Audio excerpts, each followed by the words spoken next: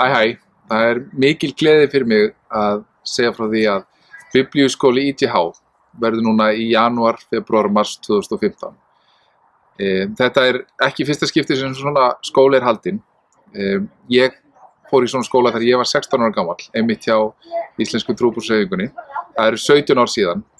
En þessi skóli hafði virkilega stefnumótandi áhrif á allt mitt líf. Það var til þess að ég tók mér tíma til þess að hugsa hvað ég vildi gera, ákveða hvert ég vildi stefna í lífinu og það hjálpaði mér að læra að heyra röddu Guðs, að hlusta á hann, þekkja hans orð og finna minn stað í hans ríki. Í dag ég ennþá að þjóna Guði og ég starfa í kirkjunni og þetta sennilega eins og besta ákvörðun sem ég hef tekið að fara í svona skóla.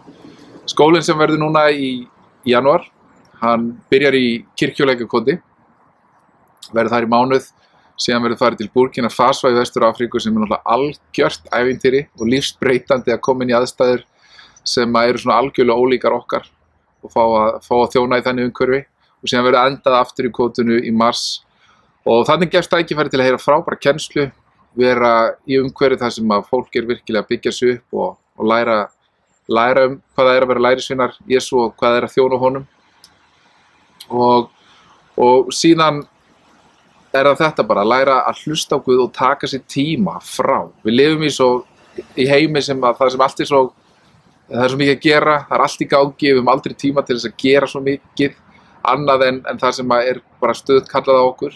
Þannig höfum við tíma til þess að fara úr því umhverfi, taka sér frá fyrir Guð og finna út hvað hann vill með okkar líf.